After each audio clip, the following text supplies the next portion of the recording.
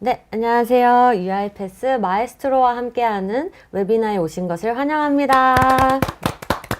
먼저 저는 오늘 사회를 맡은 KCC 정보통신의 정도혜 과장입니다. 그리고 오늘 이론을 설명을 해주실 KCC 정보통신의 김다영 과장님이십니다. 네, 안녕하세요. 김다영입니다. 그리고 실제 데모와 함께 설명을 해주실 KCC 정보통신의 최유준 과장님이십니다. 네, 반갑습니다. 최효준입니다. 다들 요즘 에이전트 자동화가 굉장히 핫한데요. 시장 반응은 좀 어떤가요? 문의가 좀 많은가요? 네, 진짜 요즘 문의가 많이 들어옵니다. 예전 같은 경우는 에이전트가 뭔가요? 라는 개념적인 질문이 많았다면은 요즘 같은 경우는 이런 AI 에이전트를 우리 업무에 어떻게 활용할 것인가? 라는 질문이 굉장히 많이 들어오고 있어요. 그럼 이런 문의가 많아서 이번에 이런 에이전트 자동화에 관련한 웨비나를 준비하시게 된 건가요? 네, 맞아요. 오늘은 이렇게 웨비나 제목처럼 UiPath의 에이전트 자동화는 무엇이며 그리고 어떠한 차별점을 가지고 있는지에 대해서 좀 설명을 드리고 에이전트 운영에 필요한 이 마에스트로에 대해서도 필요성과 역할에 대해서 얘기를 나눠보려고 합니다. 네, 오늘 아마도 웨비나 중간에 Q&A가 굉장히 많을 것 같아요. 설명이 끝나고 몇 개만 좀 선별을 해서 답변을 드리고 나머지는 여기 회원가입하실 때 작성해 주셨던 개인 메일로 이제 답변을 별도로 좀 드리도록 하겠습니다. 그래서 이제 방송 중간중간에 편하게 채팅방에 질문 남겨주세요. 그럼 이제부터 웨비나 시작해 보도록 하겠습니다. 다영 과장님 먼저 좀 자세한 설명 좀 부탁드리겠습니다.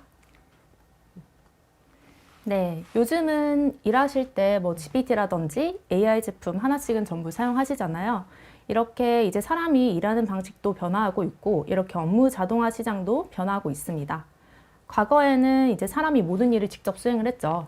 시스템에 접속해서 작업을 하고 또 상황별로 문제가 생기면 판단해서 해결을 했습니다. 하지만 이렇게 인건비도 오르고 기업 입장에서는 이런 고임금 근로자를 단순 반복적인 작업에 인건비를 투입하는 게 굉장히 비효율적으로 느껴집니다. 근로자 역시도 마찬가지고요. 그래서 등장한 게 이 알페이 로봇이죠. 사람이 하는 이런 단순 반복적인 일을 소프트웨어 로봇이 대신 수행을 해주는 겁니다. 그런데 이렇게 사람의 업무 처리 방식을 사전에 정의를 하고 이렇게 규칙을 정하면 그 규칙을 기반으로 로봇이 사람이 하던 업무를 대신 수행해 주는 겁니다. 하지만 사전에 정의되지 않은 그런 예외상황이나 유연성이 좀 부족하고 판단이나 이런 즉각적인 대응이 불가능하다라는 좀 한계가 있습니다. 그러면 사람의 일을 그대로 프로그래밍을 해두고 이 프로그래밍된 작업에 대해서만 자동화를 실행을 했기 때문에 그 밖에 이제 예외 사항들을 포함한 전체 자동화는 불가능했다라는 말씀이실까요? 네, 맞습니다. 정의된 규칙에 대해서는 너무나도 잘 작업을 해주지만 이외의 예외 사항이나 판단이 필요한 부분에 대해서는 처리가 불가능하기 때문에 완전 자동화에는 좀 한계가 있습니다. 그래서 제가 이런 단점을 보완해 줄 수 있다라고 설명을 드릴 게 이 에이전트라는 건데요. 이 로봇이 규칙을 기반으로 작업을 하는 이제 손이라면 에이전트는 생각을 하고 판단하는 두뇌라고 볼 수가 있는데요. 저희 이 GPT나 생성의 AI를 기반으로 상황을 파악하고 판단할 수 있습니다. 따라서 이제 이 자동화의 범위가 판단과 실행이 가능하도록 넓어졌고 의사결정 주체 또한 과거에는 사람만 할 수 있었다면 이제는 AI 기반의 판단이 가능하게 되고 또 대응도 가능한 그러한 단계가 되었습니다. 다음으로 이제 에이전트의 작업 방식에 대해서 조금 더 말씀을 드려보면 이 에이전트는 정해진 시나리오만 실행하는 게 아니라 목표를 기반으로 실행이 된다는 점이 가장 큰 특징이자 로봇과의 차별점입니다. 이렇게 LLM 기반 자율의사결정이라는 이 특성을 바탕으로 움직이는데요. 이 목표를 기준으로 스스로 판단하고 계획해서 행동하는 이런 구조로 움직입니다. 따라서 에이전트의 작업 순서에 따라서 4가지 정도로 구분을 해서 말씀을 드리면 이 첫 번째 단계인 목표 이해 단계에서는 사용자로부터 온 이런 요청 사항을 그대로 실행하는 게 아니라 요청을 분석해서 무엇을 달성해야 하는지를 먼저 파악을 합니다. 그리고 이제 두 번째 단계가 계획 수립 단계인데요.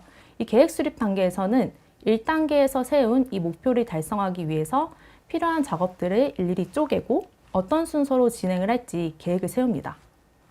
그리고 이제 3단계에서는 이러한 실행 계획에 맞게 수행을 하기 위한 뭐 손과 발이 되어줄 로봇 프로세스라든지 API, 앱과 같은 이런 도구들을 선택을 해서 실행을 시킵니다. 그리고 마지막으로는 이러한 실행 결과를 스스로 검토하고 또 다음 행동을 다시 선택하는 이러한 과정으로 흘러가는 겁니다. 따라서 이 에이전트는 단순 일회성 자동화가 아니라 꾸준히 개선을 하면서 움직이는 구조로 되는 겁니다. 그러면 에이전트로 이제 자동화를 할 수 있다라는 말씀을 주셨는데 에이전트가 수행을 할 수 있는 업무 범위는 어디까지일까요? 범위라고 하면은 사실 이 에이전트는 기술적으로만 봤을 때는 뭐 분석, 판단, 실행까지 굉장히 많은 부분을 수행을 할 수 있어요. 하지만 이 수행 범위를 뭐 어디다라고 지정을 하는 거는 사람의 역량에 달려 있을 것 같아요. 그래서 이 에이전트에 대한 신뢰성을 기반으로 통제와 책임을 어디까지 허용할 수 있겠느냐라는 거는 이제 결국에는 사람에 달려 있다라고 말씀을 드릴 수 있을 것 같아요. 그러면 사람이 이제 지정하는 뭐 범위까지 이제 자동화를 진행을 할 수 있다라고 이해를 하면 될까요? 네, 맞습니다. 그래서 다음 장표에서 이 부분과 조금 연관해서 에이전트 자동화와 에이전트 역할에 대해서도 조금 더 말씀을 드릴게요. 이 UiPath의 에이전트 자동화는 전통적 RPA의 AI 기술과 사람의 의사결정이 결합된 그런 자동화입니다. 이 핵심은 이 왼쪽에 공식처럼 정리를 할 수가 있는데요. RPA는 실행을 담당하고 에이전트는 추론과 계획을 담당하고요. 그리고 사람은 판단과 승인 같은 조금 책임 있는 그런 결정을 담당을 합니다. 그럼 결국 에이전트 혼자서 모든 일을 알아서 처리하는 것은 아니고 이제 RPA 로봇하고 사람이 이제 같이 일을 다 같이 처리를 하는 걸 통틀어서 에이전트 자동화다라고 이야기를 하시는 게 맞을까요? 네, 맞습니다. 많은 분들이 이렇게 에이전트 자동화라고 하면은 에이전트가 그냥 처음부터 끝까지 모든 걸 다 자동으로 수행하는 걸로 이렇게 오해를 하시는 분들이 계신데요. 이 UiPath 에이전트 자동화라는 건 이 에이전트랑 로봇, 사람이 같이 협업해서 수행되는 그런 자동화를 에이전트 자동화라고 말합니다. 그리고 그 안에서 이제 에이전트의 역할이 목표를 위해서 스스로 판단하고 계획하고 인식하는 그런 역할이라고 보시면 됩니다. 그 앞서서 이제 LLM을 기반으로 판단을 한다라고 이제 말씀을 주셨었는데 그럼 이러한 경우에는 특정 예외 상황이나 뭐 이런 뭐 이슈가 발생을 했을 때 어떻게 처리를 해야 하는지에 대해서 판단을 해서 작업을 지시를 하게 되는 건가요? 네, 맞습니다. 이 에이전트가 RPA의 그런 경로를 좀 판단을 하고 지정을 해준다라고 생각을 하시면 좋을 것 같아요. 따라서 이전의 RPA 자동화보다 좀 예외 상황에 대한 대응력이 좋고 유연하다라는 그러한 특징이 있습니다. 그리고 이 세 번째에 나와 있는 이 협업 생태계라고 하는 것은 이 에이전트 자동화가 잘 수행이 될 수 있도록 하려면 운영과 통제가 가능한 그런 협업 생태계를 잘 조성을 해주는 게 포인트라고 볼 수가 있습니다. 그럼 이러한 이제 생태계를 모니터링을 한다던가 운영을 할 필요가 좀 있을 것 같은데요. 그렇다면 이런 운영 통제는 사람이 하게 되는 걸까요? 아니면 에이전트가 하게 되는 걸까요? 결국에는 이 사람의 통제라는 뭐 거버넌스나 가드레일이라는 이 커다란 틀 안에서 에이전트가 스스로 운영하고 통제하는 그 구조다라고 이해를 하시면 좋을 것 같아요. 그리고 다음으로 이 에이전트를 그래서 도대체 어떻게 만드는 거야? 라고 하시는 질문도 생기실 텐데요. 여러 이제 솔루션별로 에이전트의 형태는 다양합니다. 뭐 이벤트를 기반으로 처리만 가능하거나 아니면은 사전에 정의된 작업 범위 또는 뭐 특정한 그런 시스템 내에서만 가능한 그런 타사 솔루션들도 있어요. 근데 반면에 이 UiPath 에이전트는 특정 시스템에 제한 없이 이벤트나 뭐 스케줄, 트리거 연계한 그런 실행도 가능하고요. 그리고 특징적으로는 만드는 데 있어서 굉장히 쉽고 사용자의 자유도가 높습니다. 그래서 여러 LLM 모델 선택도 가능하고요. 다양한 툴을 직접 만들고 연결시켜서 이런 맞춤형 에이전트도 만드실 수가 있습니다. 근데 그러면 일반적으로 저희가 현업이라고 지칭을 하는 실무 업무 담당자들이 만들기에는 그래도 좀 무리가 있지 않나요? 일반적으로 개발자들이 좀 써야 하는 툴이 아닌지. 저희가 이 교육도 자체적으로 진행을 하고 있는데요. 교육생 분들을 보면 아무래도 이게 프롬프팅을 중심으로 에이전트가 만들어지는 거기 때문에 개발 지식이 없으신 분들도 쉽게 익히시는 편이고요. 이 프롬프팅을 하는 과정에서 좀 막막하다라고 하시는 분들은 또 화면 오른쪽에 채팅형으로 저희 GPT한테 물어보듯이 저희 프롬프팅을 물어보면은 제안을 해주고 수정해주는 그런 기능도 또 따로 마련되어져 있습니다. 그리고 이 화면에 보이시는 것처럼 이 내가 만든 이 프롬프트에 대해서 점수를 매기고 또 평가를 해주는 기능도 있어서 이 에이전트가 잘 만들어졌는지 저희가 확인해 볼 수 있고 또 최적화시키는 작업들도 가능합니다. 그럼 이제 피드백이 있기 때문에 현업 담당자들도 보다 쉽게 구현을 해서 사용을 할 수 있다라는 말씀이시죠? 네, 맞아요. 그래서 앞에서는 좀 에이전트의 장점들을 위주로 말씀을 드렸어요. 하지만 이 에이전트에도 좀 위험적인 요소들이 있습니다. 그래서 그 중에 하나가 자율성인데요. 이 표에 보시다시피 이 에이전트가 RPA와의 가장 큰 차이도 LLM 기반의 판단이라는 부분이고 스스로 판단을 하고 계획을 한다는 점이에요. 하지만 이 장점이 자칫 잘못하면 양날의 검이 될 수도 있습니다. 이러한 이 판단의 자율성 때문에 관리가 잘 안 되는 경우에는 에이전트의 실행 경로나 판단 기준을 좀 파악하기가 어렵다거나 감사나 추적이 힘들다는 그런 좀 리스크가 발생될 수가 있어요. 그래서 이렇게 좀 통제되지 않은 자율성은 오히려 큰 리스크로도 다가올 수도 있습니다. 아무래도 좀 그렇겠네요. 그러면 에이전트의 자율성을 제어할 수 있는 방법이 좀 있을까요? 제가 이후에 말씀드릴 좀 마에스트로와 연관이 되는데요. 에이전트 측면에서만 보면 안전한 규정이나 거버넌스나 이런 안전 장치가 에이전트 자체에 내장되는 게 일단은 우선적으로 이루어져야 되고요. 그래도 불가한 부분에 대해서는 이제 사람의 승인을 받고 통제하는 것들이 이루어져야 되고 그 밖에 어떠한 에이전트의 판단 가드레일이 되어주고 외부적으로도 제어해 줄 수 있는 장치가 필요하고 그게 오늘 말씀드릴 마에스트로입니다. 네. 기대가 됩니다. 그리고 또 다음으로 이 자율성과 함께 따라오는 게 책임 문제입니다. 이 사람들은 지능적인 이런 자율성도 원하고 거기에 따른 또 책임도 필요로 해요. 하지만 이 책임이 명확하게 구분되지 않으면은 이 또한 에이전트의 위험성이 될 수가 있는데요. 이렇게 로봇 자동화 같은 경우에는 로직 기반으로만 움직이기 때문에 저희가 책임 주체를 명확하게 구분을 할 수가 있었어요. 하지만 이 에이전트 자동화는 사람, 로봇, 에이전트가 함께 움직이기 때문에 이 판단을 하는 주체가 이전에는 사람 한두 명이었다면은 이제는 에이전트 여러 개와 사람 여러 명으로 늘어났고 그만큼 좀 판단이나 결과에 대한 책임이 불명확해질 수 있다라는 게 좀 특징입니다. 따라서 만약에 이렇게 책임이 불명확하게 되면 결국에는 상호 간의 책임 전가로 이어질 수도 있고 결국에는 어떤 작업에 대한 문제 해결 시간이 오히려 이전보다 증가한다거나 그리고 또 에이전트의 신뢰도도 하락을 할 수도 있겠죠. 그러면 이런 책임 주체를 좀 구분을 하고 통제를 할 수 있는 방법이 있을까요? 의무 규제 감사나 내부 관리 또한 또 한 번에 가능한 방법이 또 있을까요? 그거는 일단은 책임은 에이전트, 프로세스, 사용자, 시스템 이렇게 단위적으로 구조적으로 분리를 해서 볼 수도 있어요. 그래서 에이전트 측면으로 봤을 때는 접근 가능한 툴이나 권한 범위를 제어를 한다든지 아니면은 실행 이력이나 입력 데이터나 판단의 근거를 저희가 추적을 할 수가 있어야 되고요. 그리고 또 감사 등 같은 경우에는 질문이 왔을 때 모으는 게 아니라 평소에 좀 패키지 형태로 관리가 되어져야 합니다.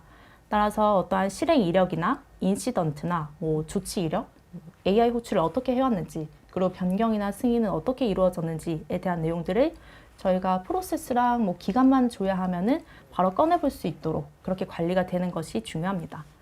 따라서 이러한 요소들을 저희가 중앙에서 보고 관리할 수 있는 이런 운영 시스템을 마련을 할 수 있다면 그게 가장 좀 베스트라고 생각을 하고요.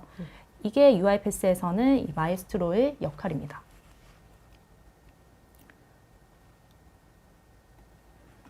그래서 마지막 특징으로 보면은 이 요즘 기업들이 자동화와 AI 에이전트를 좀 빠르게 도입하고 확산을 하고 있는 이러한 추세입니다. 이렇게 급하게 도입하고 확산을 하는 만큼 한 플랫폼에서 이렇게 통합되고 관리되는 게 아니라 각 조직 아니면 또 각 팀별로 필요한 도구를 빠르게 이렇게 붙이면서 자동화와 이 에이전트가 파편화되는 그런 현상들이 좀 발생한다는 문제가 있습니다. 그럼 여러 솔루션의 제품들을 이제 연계 구현을 해서 통합을 하는 사례가 실제로도 좀 많이 존재를 하나요? 네, 요즘 많이 존재하는 것 같습니다. 예를 들어서 뭐 한쪽에서는 UiPath를 기반으로 어떠한 워크플로우를 만들고 에이전트를 만드는데 또 다른 또 한쪽이나 부서 같은 경우에는 외부 에이전트 플랫폼이나 AI 서비스들을 개별적으로 붙인다든지 네, 그러한 경우도 많고 또 타 자동화 솔루션을 워크플로우를 또 운영을 한다든지 하는 경우가 많은 것 같습니다. 그래서 이렇게 좀 구성 요소가 늘어나고 각 부서마다 분산이 되면 초기에는 이제 구현 속도나 체감 효과가 굉장히 빠르게 느껴질 수도 있어요. 근데 하지만 시간이 지나면서 결국에는 뭐 보안이라든지 비용, 그리고 운영 통제 쪽이 이제 비용이 들고 책임 관리도 복잡해진다라는 이러한 문제점이 있습니다. 그럼 향후 운영이나 뭐 관리 측면에서 문제가 발생을 할 경우에는 어떤 리스크가 있을까요? 이 장표 오른쪽에 나와 있는 내용이 좀 그 부분인데요. 아무래도 보안 기준이나 권한도 제각각인 경우에는 관리에 어려움이 있고요. 그리고 분산된 에이전트나 시스템에 연결을 하려면 또 연결하는 비용이 또 따로 듭니다. 그러한 부분도 문제가 되고 결국에는 전체 에이전트와 대응이 힘들어진다라는 점들이 어려움이 될 수 있을 것 같아요. 그래서 이러한 것들을 좀 방지를 하고 효율적으로 자동화해서 통합적으로 관리할 수 있는 그런 체계가 필요한 이유입니다. 앞에서 보셨던 이 자율성이랑 책임, 뭐 파편화와 같은 이러한 에이전트의 위험성을 해결하기 위해서는 결국에는 이 중앙 운영 체계가 중요하다라는 점들을 제가 계속 강조를 해왔어요. 그래서 이러한 워크플로우나 에이전트, 사람을 하나의 운영 체계로 통합해서 관리를 해야 합니다. 따라서 이 전체의 흐름을 중앙에서 조율을 하는 것이 UiPath에서는 마에스트로이고요. 그 아래에 이렇게 UiPath AI 트러스트 레이어라는 UiPath의 보안 체계가 있어서 보안이나 뭐 거버넌스, 감사 관점에서 통제 가능한 그러한 자동화를 가능하게 합니다. 그럼 이전에 말씀을 주셨던 자율성, 뭐 책임 주체 관리가 마에스트로에서는 어떻게 관리가 가능한가요?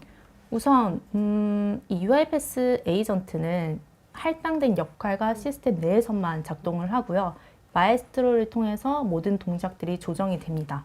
그리고 이 UiPath의 모든 에이전트 작업은 뭐 의사결정 트리거나 사용된 모델이나 그리고 신뢰 수준이나 정책을 포함해서 감사 가능한 그런 이벤트로 전부 다 기록이 됩니다. 그러면 좀 개인정보 관련한 부분도 좀 궁금한데 혹시 개인정보도 관리가 되는 방법이 있나요? 맞습니다. 많은 분들이 좀 우려하시는 부분이에요. 하지만 UiPath 플랫폼에 통합된 모든 타사 LLM 모델 같은 경우에는 고객 콘텐츠를 사용한 데이터를 보존하거나 혹시나 모델을 학습하는 거에 대해서 저희는 명시적으로 금기하는 그런 계약을 체결을 하고 운영을 합니다. 그리고 또한 이러한 모델 호출 같은 경우에도 UiPath의 AI 트러스트 레이어를 거쳐서 모든 게 다 호출이 되기 때문에 괜찮고요. 그리고 모델한테 데이터가 가기 전에 또 개인 식별 정보를 필터링하고 마스킹 처리를 하기 때문에 이러한 모든 모델 호출이 기록이 되고 감사 가능하도록 보장이 되어져 있다라고 볼 수 있습니다. 이제 그 말씀하셨던 AI 트러스트 레이어라는 아키텍처 자체에서도 이제 PII 필터링이 가능하기 때문에 저희가 이제 개인정보를 안전하게 보호하면서 사용을 할 수 있다라는 말씀이신 거죠? 네, 맞습니다. 그래서 다음으로 좀 마에스트로에 대해서 조금 더 자세히 살펴보면 이 마에스트로는 에이전트, 로봇, 사람, 뭐 API를 하나의 흐름으로 조율을 하는 오케스트레이션 플랫폼이고요. 이렇게 세 가지의 핵심 요소를 볼 수가 있는데요. 먼저 이 업무 프로세스 표기 기준인 BPMN에 따라서 저희가 웹 기반으로 모델링이 되고요. 이렇게 모델링된 프로세스를 쉽게 공유도 가능하도록 되어 있습니다. 지금 방금 BPMN 툴이다라고 말씀을 주셨는데 그 저희가 일반적으로 생각하는 시그나비오 같은 이제 프로세스 설계 도구를 말씀하시는 걸까요? 표면적으로 봤을 때는 좀 비슷할 것 같아요. 하지만 뭐 시그나비오가 모델링이랑 분석 중심이라면은 이 마에스트로는 BPMN으로 설계된 이 각각의 단계를 실행 가능한 그런 태스크로 만들고 설계를 할 수 있다라는 게 좀 차이점이라고 볼 수 있습니다. 그리고 그 다음 특징으로 나와 있는 게 DMN이라는 건데요. 이 DMN은 비즈니스 정책이나 이러한 판단 로직을 따로 관리할 수 있는 그런 기능이 또 마련되어져 있습니다. 따라서 그 해당 규칙을 각각의 실행 단계에 적용을 해보고 확인을 해보실 수가 있습니다.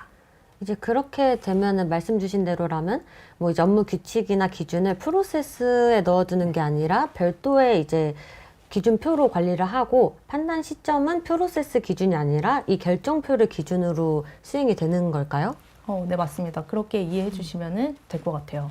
그러면 이제 저희가 일반적으로 레거시 시스템에서 뭐 기준 정보 테이블 따로 빼놓고 프로세스를 실행시키는 거랑 비슷한 개요다라고 이해하면 될까요? 네, 맞습니다. 따라서 이제 저희가 뭐 규칙이나 로직이 변경됐을 때도 좀 관리가 쉬워지고 또 각 단계별로 로직을 구분을 해서 관리를 할 수 있게끔 네, 그렇게 됩니다.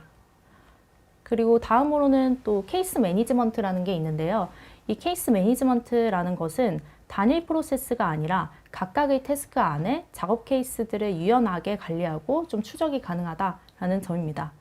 예를 들어서 저희가 대출 심사 한 건 한 건에 대해서 이 한 건이 언제 시작돼서 지금 어떤 단계까지 진행이 되었는지 계속 추적 관리가 가능하다라는 그런 점이에요.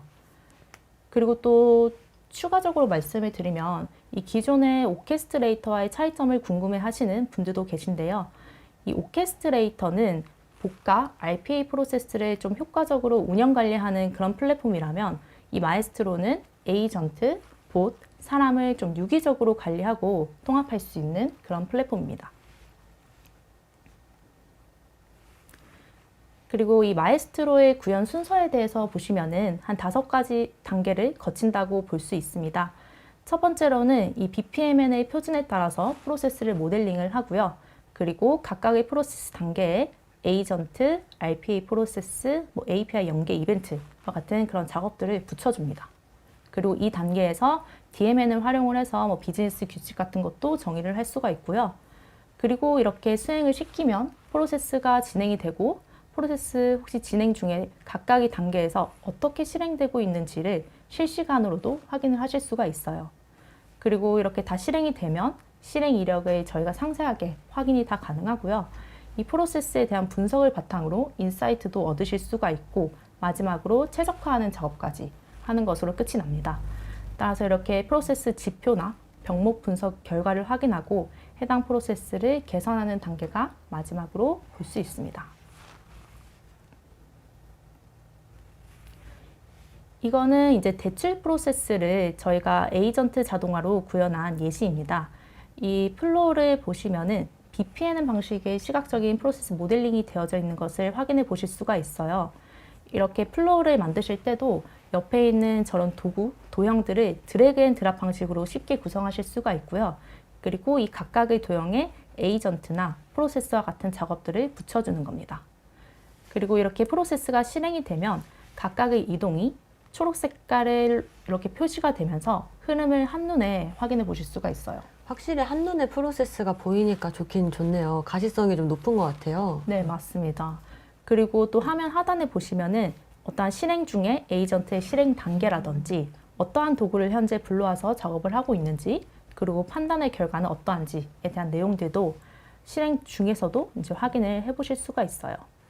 그러면 이제 이런 것들도 다 프로세스 내부적으로도 확인을 하면서 처리를 할 수가 있다. 이렇게 볼 수 있을 것 같은데요. 그럼 이런 작업들이 다 이 하나의 화면, 이 하나의 툴에서 가능한 게 맞나요? 네, 맞습니다. 다음 페이지에 이러한 운영이나 관리 쪽에 대한 내용들을 화면과 함께 좀 보충 설명을 드리겠습니다. 이 마에스트로에 프로세스를 운영 관리할 수 있는 탭이 또 따로 마련이 되어져 있어요. 이 프로세스 인스턴트와 인시던트를 구분을 해서 관리가 가능한데요. 이 프로세스 인시던트는 하나의 프로세스가 어떻게 실행되었는지에 대한 그런 내용들에 대해서 관리가 가능한 거고 특정 인스턴스를 여러 단계에 거쳐서 감독하고 추적을 합니다. 그리고 이 프로세스 인시던트는 프로세스 실행 중에 발생한 오류들을 또 따로 관리해서 볼 수 있는 그런 기능입니다. 따라서 뭐 디버깅 우선순위를 정한다던가 아니면 오류가 발생한 상위 10개의 요소들을 또 따로 관리를 한다던가 하는 기능들이 포함되어져 있습니다. 그러면 저기 히트맵으로 표시가 되는 것 같은 부분은 병목 현상이 발생하는 지점을 좀 가시성 높게 보여주는 게 맞나요? 네, 맞습니다. 이렇게 프로세스가 다 수행이 되고 나면 각 단계에서 수행 시간이 얼마나 걸렸는지도 확인을 하실 수가 있고요. 그리고 병목 지점에 저렇게 히트맵 형식으로 확인을 해보실 수가 있습니다. 그렇다면 이제 실제 업무를 개선을 할 때에도 저런 식으로 이제 병목 구간이 확인이 되면 거기에 뭐 로봇을 추가 배치한다던가 뭐 사람을 추가 배치한다던가 하는 형태로 좀 병목 개선이나 프로세스 개선을 할 수 있는 기준점으로도 쓸 수 있겠네요. 네, 맞아요. 이 프로세스 로직의 문제라면 당연히 그 해당 프로세스를 개선을 할 수도 있고요. 그리고 전체 프로세스의 시작부터 끝을 관리하고 개선해 가면서 사용할 수 있도록 해주는 게 이 마에스트로의 역할이라고 볼 수 있어요. 그래서 이 부분에 대해서는 최우준 과장님께서 준비하신 데모 사례를 통해서 좀 보시면은 더 이해하시기가 좀 편할 것 같습니다. 네, 그러면 우리 최우준 과장님께서는 어떤 데모 사례를 준비하셨을까요? 네, 제가 준비한 오늘 데모는 IT 헬프데스크 업무를 예로 든 에이전트 자동화 프로세스입니다. 지금 제가 이제 질문들을 해주신 걸 보니까 저희 실습을 같이 보시면은 좀 답이 되는 부분도 좀 많을 것 같아요. 그래서 이 프로세스는 단순히 이런 기능이 있다를 보여드리기 위한 데모라기보다는 저희 부서에서 실제 이제 저희 부서에서 기술 인력과 영업 인력이 실제로 하고 있는 업무를 이 마에스트로 관점에서 어떻게 하나의 흐름으로 연결하는지를 보여드리려고 합니다. 그래서 오늘은 어떤 기능이 있는지 뭐 하나하나 다 뜯어보기보다는 업무가 실제로 어떤 방향으로 흘러갈지를 중심으로 봐주시면 좋을 것 같아요. 자, 먼저 하나의 요청이 들어왔을 때 이게 실제로 어떻게 처리되는지를 조금만 확대해서 보겠습니다. 스텝 1을 보시면 모든 흐름은 이메일 수신에서 시작합니다. 예를 들면은 수료증이 필요합니다 라든지 아니면은 시스템 로그인이 안 됩니다 같은 요청 메일이 들어오게 됩니다. 이 메일이 들어오는 순간 사람 같은 경우는 이 메일함을 열어서 직접 확인하고 분류를 하게 되죠. 하지만 이 프로세스는 실제 그런 작업이 없어도 하나의 헬프데스크 요청 건으로 정리가 되고 프로세스는 바로 시작이 되는 거죠. 혹시 그러면 동시에 이제 여러 개의 메일이 접수가 돼도 문제 없이 작동을 할 수 있나요? 네, 물론이죠. 전혀 문제 사항 되는 게 없고요. 메일이 들어올 때마다 이 부분은 각각의 독립된 요청 건으로 처리가 되기 때문에 한꺼번에 동시에 메일을 많이 보내도 혹은 아마 순서적으로 이제 좀 빠르게 메일을 보낸다고 하더라도 그 메일이 누락되거나 순서가 꼬이는 일은 없습니다. 이제 메일이 접수되면은 본문이랑 첨부 파일에서 필요한 정보만 자동으로 정리가 되는 거고요. 그럼 요청을 이해하고 정리하는 과정은 앞서서 저희 김다영 과장님께서 말씀을 해주셨던 것처럼 LLM을 기반으로 작동을 하는 게 맞을까요? 네, 맞습니다.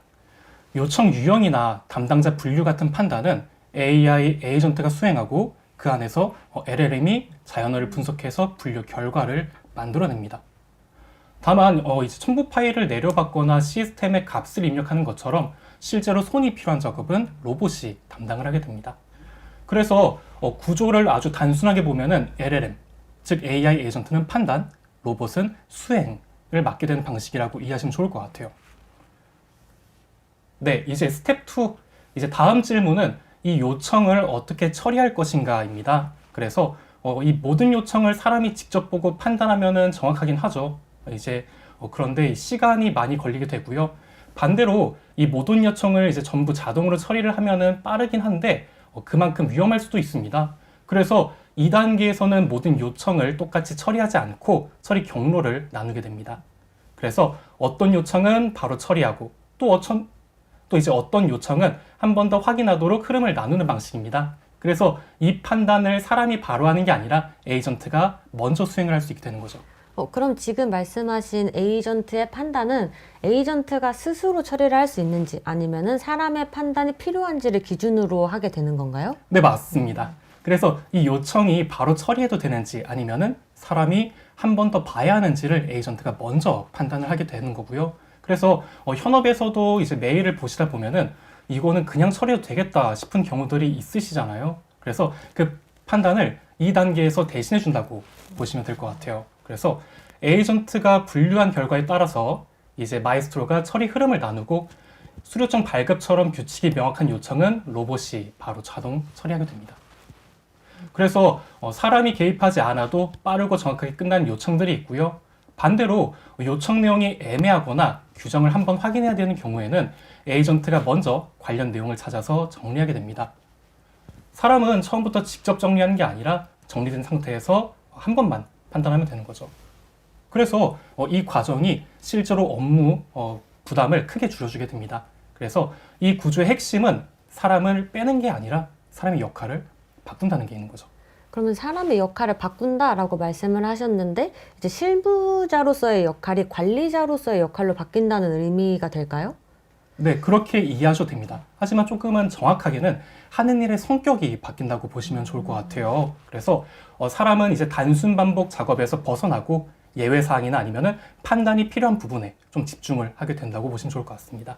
그래서 실제로는 처리 건수가 늘어날 수도 있어요. 하지만 그 처리 건수가 늘어나더라도 실제로 체감하는 업무 부담은 오히려 줄어드는 구조라고 보시면 좋을 것 같습니다. 네, 마지막으로 모든 처리가 끝나면은 최종 결과를 요청자에게 안내하고 티켓은 완료 상태로 정리가 됩니다. 그래서 중간에 사용된 데이터 역시 자동으로 정리되기 때문에 보안이나 관리 측면에서도 부담이 없는 구조이고요. 그래서 이렇게 해서 요청 접수부터 판단, 처리 완료까지 전체 과정이 이 마에스트로 안에서 하나의 흐름으로 연결되어서 처리가 된다고 보시면 좋을 것 같습니다. 그래서 이 실제 이제 과정을 같이 한번 살펴보도록 하겠습니다. 먼저 이제 헬프데스크 메일로 제가 직접 문의 메일을 하나 전송해 보겠습니다. 그래서 뭐 받는 사람과 메일 제목, 이 받는 사람이 헬프데스크가 되겠죠. 그래서 요청 내용을 간단하게 작성하고 첨부 파일이 필요한 경우에는 파일을 함께 첨부해서 전송을 합니다. 그럼 첨부 파일은 어떤 형식이든 상관이 없는 건가요? 네, 맞습니다. 이 부분 같은 경우는 생성형 AI가 내용을 인식할 수 있는 파일이라면 대부분 다 가능합니다. 하지만 안정적인 파일 처리를 위해 가지고 지금 화면에 보시는 것처럼 PDF나 텍스트 파일 혹은 이미지 파일 형태를 조금 권장을 드리고 있어요. 화면에 보시는 것처럼 이제 메일을 보내게 되고 그 다음에 헬프데스크 메일함으로 이동을 해보면은 제가 방금 전송한 메일이 정상적으로 수신된 것도 확인하실 수 있습니다. 그래서 이렇게 메일이 도착하는 순간 사전에 설정된 저희 마에스트로 트리거에 의해서 이 프로세스가 자동으로 실행이 됩니다.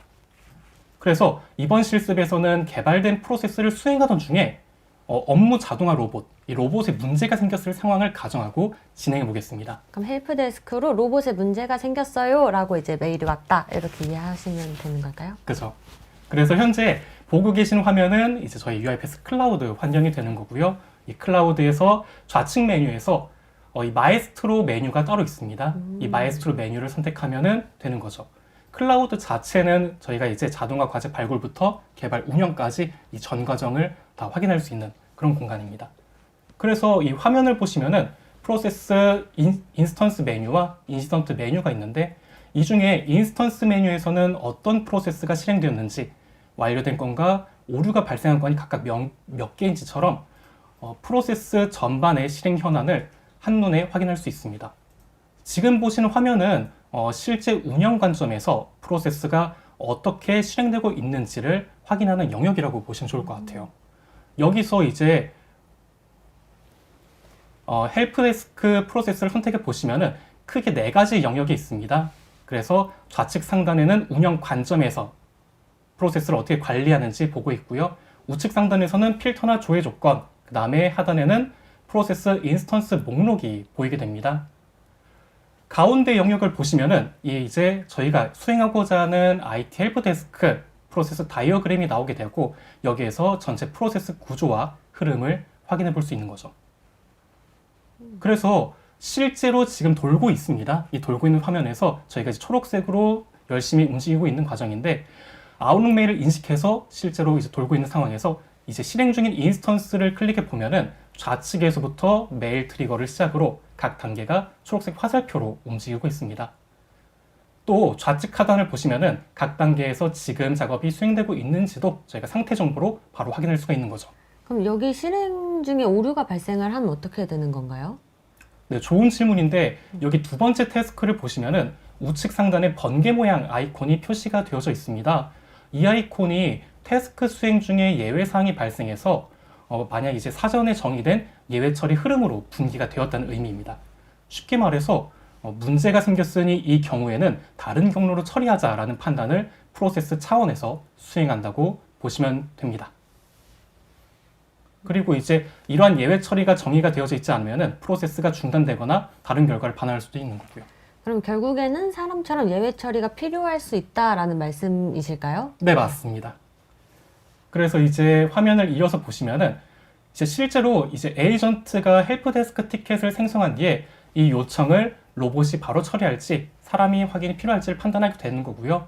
그 다음에 에이전트가 판단을 해야 된다라고 했을 때는 이 정리된 내용을 담당자가 확인할 수 있도록 액션앱 링크로 전달하게 되는 거죠. 그래서 담당자는 해당 링크로 접속하면은 에이전트가 정리한 내용을 확인하고 간단히 답변만 지금 화면에 보시는 것처럼 입력해서 제출하면 됩니다. 그러면 지금 이 링크도 생성을 별도로 하신 것 같은데 이 페이지도 UiPath 제품을 활용해서 만드신 걸까요, 별도로? 네, 맞습니다. UiPath의 앱스라는 제품으로 만들었습니다. 아, 그리고 이제 그럼 에이전트가 잘못 정리한 내용을 그대로 보내는 위험은 또 없을까요? 그래서 이 단계에 사람이 직접 작업을 하는 거죠. 그래서 에이전트가 정리와 추천까지 담당하고 이제 최종적으로 결정은 사람이 진행한다고 보시면 좋을 것 같아요. 그래서 자동화의 속도와 사람의 통제를 동시에 가져가는 방식이라고 보시면 되겠습니다. 그러면 사람이 만약에 내용을 잘못 입력한 경우에는 어떻게 될까요? 사람이 입력한 경우에도 이제 이런 질문들도 많이 주셨는데 사람이 입력한 경우에도 이 입력한 내용이 그대로 실행되진 않아요. 이제 에이전트가 기존의 컨텍스트와 정책 그리고 이전에 처리했던 이력들을 비교해가지고 사람이 맞지 않는 그런 답변을 하더라도 논리적으로 다시 그 부분을 바꿔주고 만약에 잘못되었다 치면은 사람한테 이 부분은 잘못되었으니까 다시 한번 검토해 주세요라는 그런 에스컬레이션 작업을 수행을 하게 됩니다. 그럼 사람이 틀린 말을 해도 그대로 되진 않는다 이렇게 이해하면 될까요? 네, 그렇게 이해하셔도 좋을 것 같습니다. 이제 마지막으로 정리된 답변을 바탕으로 저희가 문의 메일을 보낸 사용자에게 회신이 전송되게 됩니다. 그래서 이후에는 이 헬프데스크 티켓이 완료 처리가 되면서 전체 프로세스가 종료되는 그런 흐름이라고 보시면 좋을 것 같아요. 전체적인 좀 흐름을 봤을 때는 에이전트, RPA 로봇, 그리고 이제 사람까지 함께 일을 하는 구조가 확실히 좀 보이는 것 같은데요. 이 구조에서 가장 큰 장점은 뭐라고 볼 수 있을까요?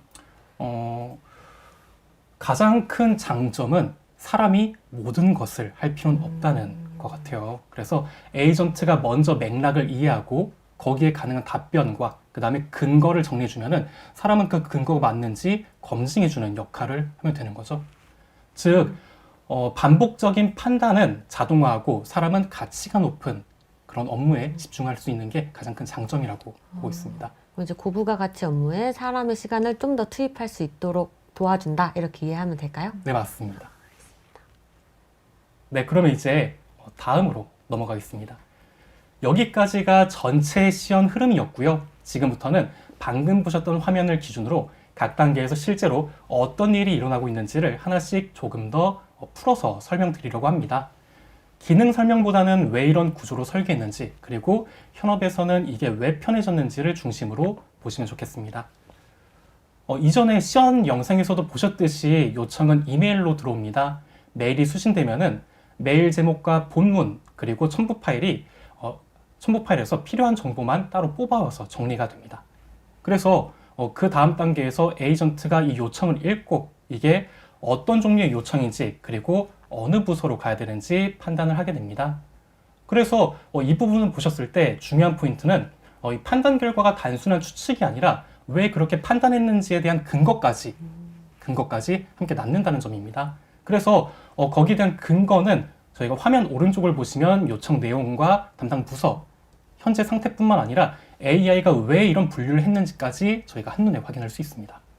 이때 이 제품이 UiPath의 데이터 패브릭인데요. 이 데이터 패브릭은 데이터를 단순히 쌓아두는 저장소라기보다는 요청의 상태를 정리해서 보여주는 역할을 한다고 보시면 되겠습니다. 그래서 지금 이 요청이 접수 상태인지 처리 중인지 아니면 완료 상태인지가 한눈에 보이도록 만들어진 그런 역할이에요. 그러면 이렇게 화면에서 현황 정보를 한눈에 볼 수 있기 때문에 요청을 놓치지 않고 끝까지 추적해서 처리를 할 수 있다라고 이해를 하면 될까요? 네, 맞습니다. 여기서 각 요청은 하나의 티켓으로 관리가 되기 때문에 어떤 카테고리인지 아니면은 어느 부서에 할당됐는지 그리고 지금 접수, 진행, 완료 중인지가 한눈에 보입니다. 그래서 메일이 들어온 뒤에도 이게 어디까지 처리했지? 라고 헤맨 일이 없게 되는 거죠. 그러면 여러 개의 로봇이나 여러 건들이 한꺼번에 처리가 되면 여기에서 한눈에 처리 현황을 확인을 할 수가 있는 게 맞나요? 네, 맞습니다. 그래서 보시면은 이 화면은 로봇 기준이 아니고요. 그 다음에 요청, 누가 요청했냐, 티켓 기준으로 이제 보여준다 보시면 좋을 것 같아요. 그래서 로봇이 몇 개가 돌고 있던 요청이 한꺼번에 몇 개가 오든 그래서 모든 요청의 상태를 이 화면에서 한눈에 확인할 수 있게 되는 거죠. 좀 정리하자면은 운영자는 로봇이 잘 도는지 이 부분은 오케스트레이터에서 하는 거죠. 로봇이 잘 도는지 보는 게 아니라 업무가 잘 처리되고 있는지만 저희가 확인하면 된다는 거예요. 아, 로봇 관점에서 업무 관점으로 조금 더 디테일하게 운영이 가능해지겠네요. 네, 맞습니다. 이번 화면에서는 방금 보셨던 에이전트가 어떤 기준으로 판단을 내리는지 보여드리려고 합니다. 먼저 왼쪽을 보시면은 요청이 들어왔을 때 이걸 자동으로 처리해도 되는지 아니면은 사람이 한번 봐야 되는 요청인지를 먼저 나누게 됩니다. 그래서 여기에서 중요한 점은 모든 요청을 자동으로 처리하지 않는다는 점이 될 것 같아요. 그래서 자동으로 처리돼도 정말 안전한 경우에만 자동으로, 그 외에는 담당자한테 한 번 더 확인해달라고 좀 넘기는 구조라고 보시면 될 것 같습니다. 그래서 그러면 어떻게 그 구분할 수 있냐라고 보면은 이 부분이 이제 가운데에서 에이전트한테 주는 업무 지침서, 즉 판단 기준이 되는 프롬프트라고 보시면 좋을 것 같아요. 지금 화면에 보시는 이 에이전트는 마음대로 답하지 않고 어떤 경우에 자동 응답이 가능한지, 또 어떤 경우에는 반드시 사람에게 넘겨야 하는지가 명확하게 정해져 있습니다. 그래서 이 자동화 범위가 넓어져도 통제 범위를 벗어나지 않는 거죠. 그러면 저 업무 지침서를 업데이트를 하는 경우에는 우리가 미리 프로그래밍을 좀 해놨던 소스 코드를 수정하지 않아도 그런 업데이트된 내용에 맞춰서 바로 통제 범위가 변경이 되는 건가요? 네, 맞습니다. 그래서 에이전트 빌더에서 관리하는 이런 지침서, 즉 프롬프트죠. 이 부분은 워크플로우 소스 코드와 완전히 분리가 되어져 있습니다. 예를 들어 가지고 환불 요청은 무조건 사람이 검토했던 그런 어떠한 그런 지침을 만약에 10만 원 이하는 자동 처리로 바꾸고 싶다면 프롬프트만 수정하면 되는 거죠. 그러면은 다음 작업부터는 이제 바로 적용이 되는 겁니다. 좀 정리해 보자면은 개발자 개입 없이 운영자가 통제 범위를 조절할 수 있는 구조라고 보시면 좋을 것 같아요. 그럼 운영자가 이제 예전에는 무조건 프로그래밍에 가능한 사람이었다면 이제는 현업 담당자도 운영자가 될 수 있겠네요. 네, 맞습니다. 이제 그런 식으로 나가는 방향인 거고요. 오른쪽 같은 경우가 이제 저희가 많이 중요한 부분이라고 보시면 좋을 것 같은데, 이 부분이 바로 에이전트가 참고하는 내부 자료, 즉 컨텍스트라고 보시면 될 것 같습니다. 그래서 이 부분은 이미 정리된 FAQ나 아니면은 저희가 지정한 기준 문서 안에만 답을 찾고, 그 다음에 없는 내용은 스스로 만들어서 답하지 않도록 하는 게 굉장히 중요한 거죠. 그리고 이 부분이 가장 실제 업무 환경에서 가장 중요하게 보는 포인트 중에 하나입니다. 그러면 할루시네이션 방지 기능을 UiPath에서 제공하고 있다라는 말씀이실까요? 할루시네이션 방지 기능이라는 뭐 어떤 버튼이 따로 있는 건 아니고요. 이 부분은 구조적으로 할루시네이션을 억제하는 설계라고 보시면 좋을 것 같아요. 그래서 핵심은 LLM, 즉 이 AI 에이전트가 알아서 답하게 두지 않는다는 것을 저희가 좀 중요하게 보면 될 것 같습니다. 그래서 이 구조 덕분에 자동화 범위가 넓어져도 엉뚱한 답변이 고객한테 나가면 안 되는 거죠. 좋네요. 네. 그럼 이제 실제 처리 단계로 한번 넘어가 보도록 하겠습니다. 오늘 지금 진행하고 있는 웨비나에서 가장 핵심이 되는 부분이라고 보시면 좋을 것 같아요. 그래서 요청은 크게 두 갈래로 나뉘게 됩니다. 먼저 규칙이 명확하고 반복되는 요청은 사람 개입 없이 바로 자동 처리가 됩니다. 예를 들면은 교육 수료증 보내주세요라는 요청이에요. 실은 여기서는 이름, 내가 언제 수강했는지, 어떤 교육을 들었는지 이런 정보, 이런 정해진 조건만 맞으면은 시스템이 자동으로 발급하고 이 담당자한테 회신까지 완료를 하는 거죠. 하지만 그럼 반대로 영업을 이제 상담하는 그런 문의라든지 아니면은 도입하는 문의처럼 상황에 따라서 답이 이제 그런 달라질 수 있는 요청 같은 경우는 에이전트가 먼저 이 메일 내용을 정리하게 되는 거고요. 그 다음에 사람은 메일을 처음부터 읽는 것이 아니라 정리된 요약과 답변 초안을 보고, 그 다음에 만약 필요한 경우는 한 줄 조금 더 코멘트를 보내서 보내는 그런 구조라고 보시면 좋을 것 같아요. 이 구조의 목적은 자동화를 이제 막 늘려가지고 우리가 이 모든 업무를 빠르게 다 처리하겠다 이게 아니고요. 사람이 꼭 필요한 지점에만 개입을 하게 만드는 것. 그것이 이 마에스트로의 구조, 그 목적이라고 보시면 되겠습니다.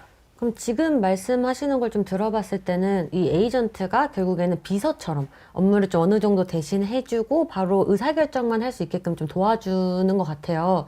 그러면 기존 대비 어느 정도나 업무가 절감이 될까요? 굉장히 흥미로운 질문인데요. 일단은 지금 저희가 하고 있는 이 업무만 보자면은 이 헬프데스크 기준으로 말씀드리면은 보통 이제 이런 요청 같은 경우는 60에서 70% 정도가 이렇게 자동으로 처리할 수 있는 그런 단순 반복적인 요청일 것 같고, 그 다음에 그럼 이 부분은 이제 사람 개입 없이 자동으로 처리가 되는 거죠. 나머지 30에서 40%도 처음부터 처리가 되는 게 아니고, 에이전트가 정리한 내용을 사람이 검토하는 방식으로 바꾸는 그런 흐름이라고 보시면 좋을 것 같아요. 그래서 결과적으로 요청 한 건당 약 60에서 70% 정도 절감하는 그런 효과를 좀 볼 수 있을 것 같습니다. 전체에서 한 6, 70% 정도가 절감될 수 있다는 말씀이실까요? 네, 맞습니다. 그래서 같은 인원으로도 더 많은 요청을 처리하거나 아니면은 같은 건수를 훨씬 적은 시간에 처리할 수 있게 되는 구조인 거죠.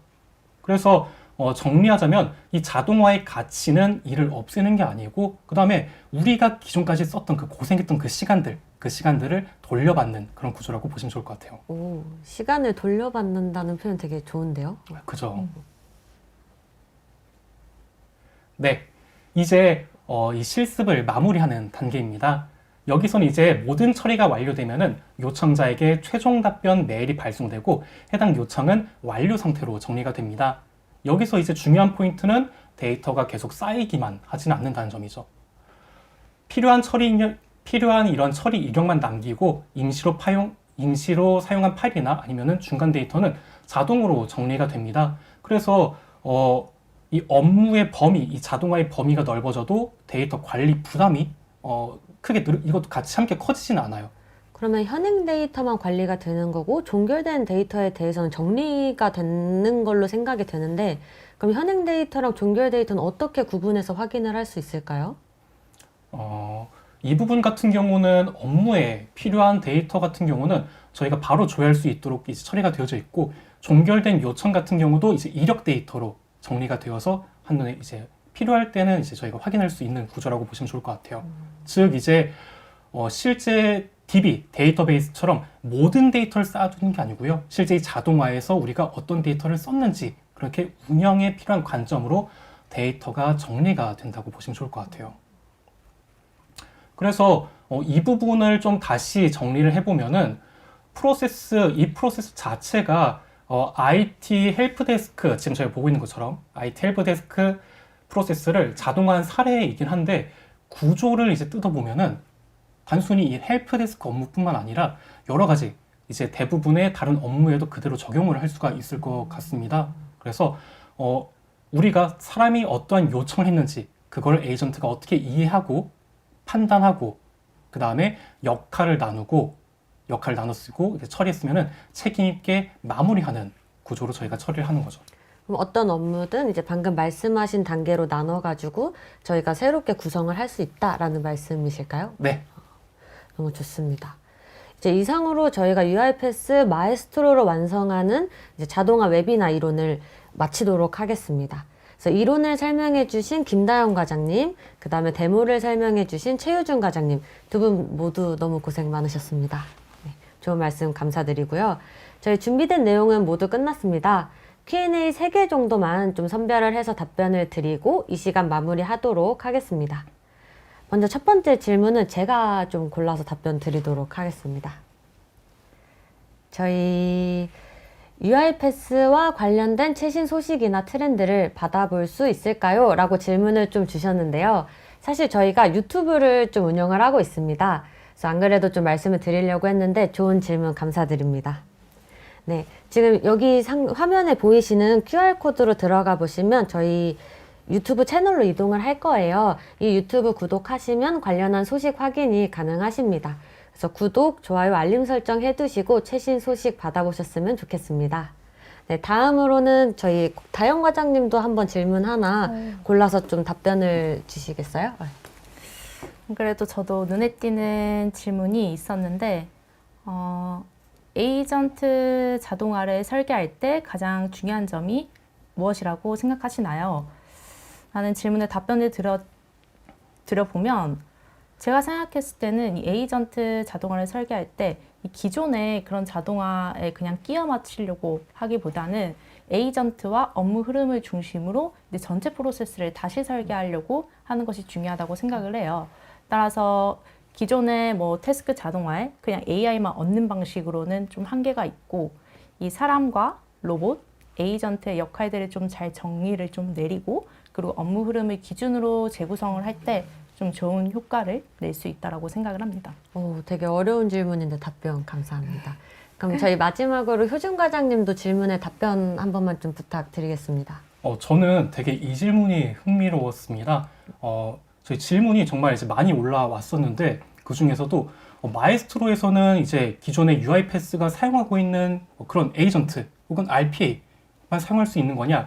나는 이제 나는 이제 다른 에이전트나 RPA 워크플로우를 쓰고 있다. 그것도 결합시킬 수 있냐라는 질문이 되게 눈에 띄었는데요. 정리만 해보자면은 마에스트로는 단순히 하나의 에이전트만 실행하는 도구가 아니고요. 이제 여러 가지의 AI 에이전트, 이거는 이제 타사, 그것도 상관이 없습니다. 에이전트와 기존의 RPA 워크플로우를 하나의 흐름으로 오케스트레이션 하는 그런 도구, 그런 솔루션이라고 보시면 좋을 것 같아요. 그래서 UiPath의 가장 큰 장점, 그리고 특징 중에 하나가 특정한 벤더, 특정한 플랫폼에 종속되지 않고요. 내가 이런 에이전트를 쓴다, 나 이런 자동화를 쓴다라고 하면은 그 부분을 쉽게 붙일 수 있는 게 그런 가장 큰 장점이라고 보시면 좋을 것 같아요. 그래서 마에스트로는 개별 자동화를 대체하는 게 아니고요. 다양한 자동화를 하나의 프로세스로 연결하고 그 다음에 제어할 수 있는 그런 상위 레이어라고 보시면 좋을 것 같습니다. 질문이 갈수록 난이도가 높아지네요. 네, 답변 감사드립니다. 이제 이상으로 제가 Q&A는 좀 마치고 오늘 웨비나 소감을 발표자 두 분께 좀 더 들어보도록 하겠습니다. 이제 소감은 효준 과장님께서 좀 먼저 좀 말씀 좀 해주시겠어요? 네. 사실 작년에도 제가 웨비나를 진행하고 그 다음에 오늘도 웨비나를 또 같은 주제로 진행을 하게 됐습니다. 그래서 여러분들에게 마에스트로에 대한 이 시간을 같이 할 수 있어서 이 소개할 수 있는 시간을 같이 가져서 정말 뜻깊었어요. 그리고 저희 이뿐만 아니라 KCC 정보통신에서는 이런 마에스트로 말고도 굉장히 최신 기술들도 많고요. 저희가 실제 업무에서도 활용할 수 있는 기술이 정말 많이 있고 그걸 또 이제 저희가 소개해 드리려고 고민을 하고 있어요. 그래서 앞으로도 자주 배웠으면 좋겠습니다. 네, 다음 웨비나에도 효준 과장님께서는 참석을 하실 예정입니다. 네, 다음으로는 다영 과장님도 한번 좀 소감 좀 말씀해 주시겠어요? 오늘 저희가 준비한 이 내용들이 좀 유익한 내용들로 다가오셨으면 좋겠고요. 여러분들의 이렇게 많은 질문을 보니까 이 에이전트 시장이 앞으로 얼마나 성장할지 좀 기대가 됩니다. 저희 KCC 정보통신도 이렇게 에이전트 시장의 성장에 함께 할 테니까요. 도움이 필요하시면 언제든 많은 문의 주셨으면 좋겠습니다. 네, 두 분 너무 고생 많으셨습니다. 자, 시작할 때 안내 드린 바와 같이 저희 방송 중에 남겨주신 Q&A는 확인해서 개별적으로 메일 답변 드리도록 하겠습니다. 그리고 미처 채팅방에 작성을 하지 못한 질문이나 상담 문의는 이제 저희 끝날고 나갈 때 설문이나 KCC 정보통신의 홈페이지에 문의 남겨주시면 마찬가지로 개별 연락 드리도록 하겠습니다. 이상으로 저희 웨비나 마치도록 하겠습니다. 긴 시간 함께 해주셔서 감사합니다. 감사합니다. 감사합니다. 안녕.